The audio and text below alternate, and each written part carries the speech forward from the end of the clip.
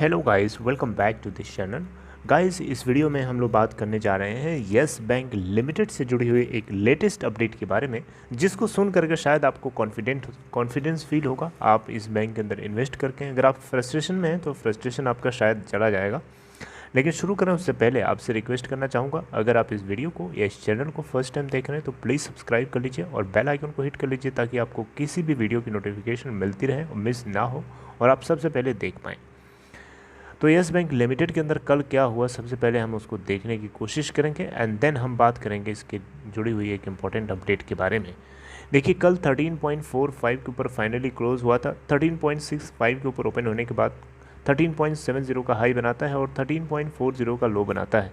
इस बैंक का 52 वीक लो है 11.10 का और 52 वीक हाई है 32 का। देखिए, कल टोटल ट्रेडेड वॉल्यूम अगर देखेंगे तो 110.2 मिलियन यानी 11 करोड़ 2,43,035 शेयर्स ट्रेड हुए, जिसमें 35.28% की डिलीवरी उठाई गई। बीएससी के ऊपर अगर आप देखेंगे तो 85,33,890 टोटल ट्रेड हुआ वॉल्यूम, जिसमें 41.21% की डिलीवरी भी उठाई गई। 33,723.90 करोड़ इसकी मार्केट कैप है और फाइनली ये बीएससी के ऊपर भी 13.46 के ऊपर क्लोज होता है। इस बैंक के अंदर अगर आप रिटर्न प्रोफाइल देखेंगे तो शायद आपको दिक्कत होगी, क्योंकि रिटर्न प्रोफाइल इसकी देखने लायक नहीं है। बहुत बुरी प्रोफाइल है, बहुत गंदी प्रोफाइल है, कोई ज़्यादा मोमेंटम है ही नहीं। पूरा ईयर टिल डेट से लेकर के 2 month 1 month 6 month 1 year 2 year 3 year सब कुछ नेगेटिव है।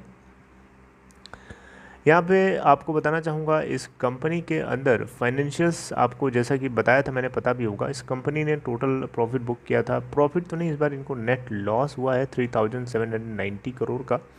एनपीए की अगर हम प्रॉब्लम देखेंगे तो इस कंपनी में आपको थोड़ी सी बढ़ती हुई नज़र आ रही है। जीएनपीए 15.41% रहा। एनएनपीए अगर आप देखें तो 5.88% रहा बढ़ करके, और इससे पहले एनएनपीए 4.04 था और जीएनपीए से पहले परसेंटेज में देखें तो 15.36 था, अब बढ़ करके 15.41 हो गया। तो ये देखिए, एनपीए में बढ़ना तो बिल्कुल स्वाभाविक था, क्योंकि सुप्रीम कोर्ट ने मोरेटोरियम लगा रखा था, अकाउंट्स को डिक्लेयर नहीं करने दे रहा था एनपीए में। तो जो पहले के एनपीएस थे वो सभी को मार्च क्वार्टर के अंदर जो है कंपाइल करके पोस्ट करना था, जिसके चलते इसमें थोड़ी सी आपको इंक्रीमेंट देखने को मिली है। तो इससे आपको टेंशन करने की ज़रूरत नहीं है। आइए बात करते हैं अपडेट की।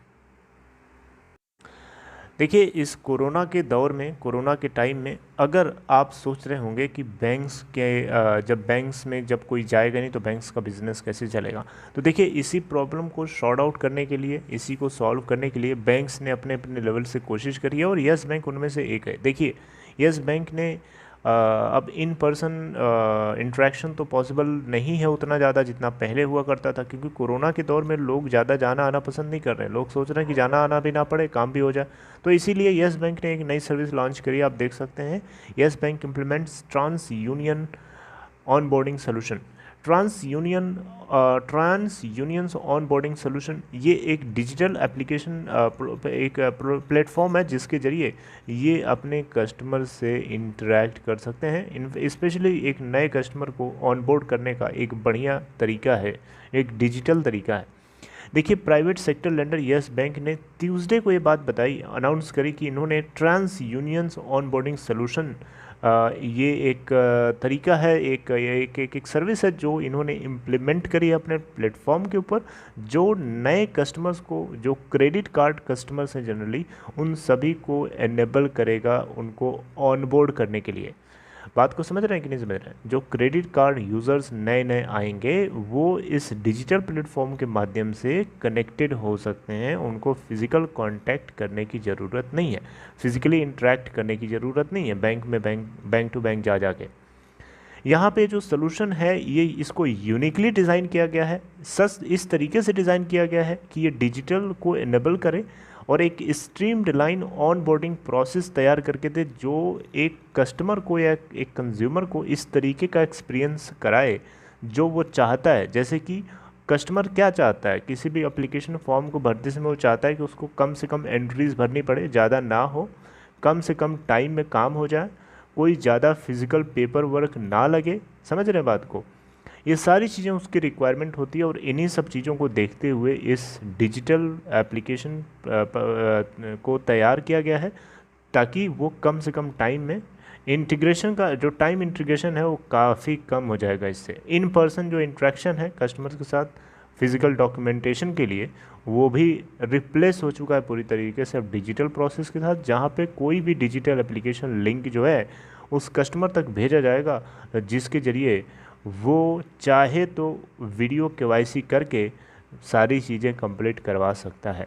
और ये जो सोल्यूशन है इससे इंटीग्रेशन टाइम काफ़ी रिड्यूस होगा और बैंक के लिए और कस्टमर दोनों के लिए बढ़िया है। और ये एक क्रेडिट रिस्क डिसीजन वर्कफ्लो जो है digital end to end onboard करने में काफ़ी मदद करेगा। तो कस्टमर्स की सहूलियत के लिए बहुत ही अच्छी सर्विस लॉन्च करी है। तो इस सर्विस से क्या फ़ायदा होगा येस बैंक को? फ़ायदा ये होगा कि येस बैंक इस कोरोना के टाइम में भी अपने क्रेडिट कार्ड यूज़र्स को अपने ऑनबोर्डिंग करने में काफ़ी सक्सेसफुल रहेगा। तो एक तरीके से देखा जाए तो येस बैंक जो है डिजिटल प्लेटफॉर्म को और ज़्यादा डिजिटाइज करने की कोशिश कर रहा है और ज़्यादा से ज़्यादा डिजिटल आपको पता है डिजिटल जितना ज़्यादा सिस्टम होगा उतना ही ज़्यादा वो आज के दौर में और आने वाले टाइम में प्रोसेस कर पाएगा, क्योंकि सब कुछ लोग अब डिजिटल हो रहा है, पुराना सिस्टम धीरे धीरे जा रहा है। देखिए येस बैंक की हालत आपको आज इतनी गिरी हुई दिखाई दे रही है, लेकिन इसका मतलब ये नहीं कि आने वाले टाइम में भी गिरा रहेगा। येस बैंक आपको पता है कहाँ था कहाँ है पहले के मुकाबले, अगर आप कंपेयर करें तो बहुत आगे है। पहले ये कोलैप्स होने की सिचुएशन में था, लेकिन आरबीआई के डायरेक्शन के बाद स्टेट बैंक ऑफ इंडिया यहाँ पे स्टेप इन करता है और इस बैंक को रिवाइव कराने की कोशिश करता है। मैंने आपको हाल ही में एक अपडेट दिया था, येस बैंक ने 81 बॉन्ड जो कि 8,414 करोड़ के आसपास का अमाउंट था, जो कि इन्होंने 81 बॉन्ड जो कि परपेचुअल बॉन्ड्स होते हैं जिनको इन्होंने राइट ऑफ कर दिया था। राइट ऑफ इसलिए किया था क्योंकि बैसल थर्ड के नॉर्म्स के अकॉर्डिंग था, जिसके चलते बैंक को रिवाइव कराना था, इसलिए बैंक ने राइट ऑफ कर दिया था। इसको लेकर के बहुत सारे लोगों ने क्वेश्चन उठाए थे, इवन बहुत सारे म्यूचुअल फंड्स जो हैं कोर्ट्स के चक्कर काटे थे, जिसके चलते सेबी ने फाइनली एक एनालिसिस की और पता चला कि 25 करोड़ रुपए का फ़ाइन लगाया येस बैंक के ऊपर, जिसके चलते जो है इन्होंने जो है सिक्योरिटीज़ अपीलेट ट्रिब्यूनल में जाकर के इसको चैलेंज किया, जिसके चलते इस मुद्दे के ऊपर जो है अभी फ़िलहाल एक स्टे लगा दिया गया है। अभी ये जो स्टे है ये आपको पता है येस बैंक को कब रिप्लाई करना है? 4 हफ्ते के बाद जो है रिप्लाई करना है सेबी को, और जैसे ही सेबी रिप्लाई कर दे उसके 3 हफ्ते के बाद रिप्लाई करना है येस बैंक को। और फाइनली 31 जुलाई के आसपास, मेरे हिसाब से मैं सही बोल रहा हूँ ना, आई थिंक सो कि यही डेट है। तो 31 जुलाई के आसपास जो है इसके ऊपर सिक्योरिटीज़ अपीलेट ट्रिब्यूनल यानी SAT सैट जो है फिर से सुनवाई करेगा और फाइनली फैसला सुनाएगा। तो ये इसकी लेटेस्ट अपडेट थी। और यहाँ पे दूसरी अपडेट मैंने आपको अभी बताई इसकी ऑनलाइन ऑनबोर्डिंग को लेकर के डिजिटली, जो कि ट्रांस यूनियन सिस्टम के according. So I hope like this information. अगर आपको कंटेंट अच्छा लगा तो लाइक कर सकते हैं और डिस्क्रिप्शन बॉक्स में दिए हुए लिंक को क्लिक करके अगर आप चाहें तो अपस्टॉक में अकाउंट ओपन करा सकते हैं। See you guys next time updating something new in next video. Till then take care.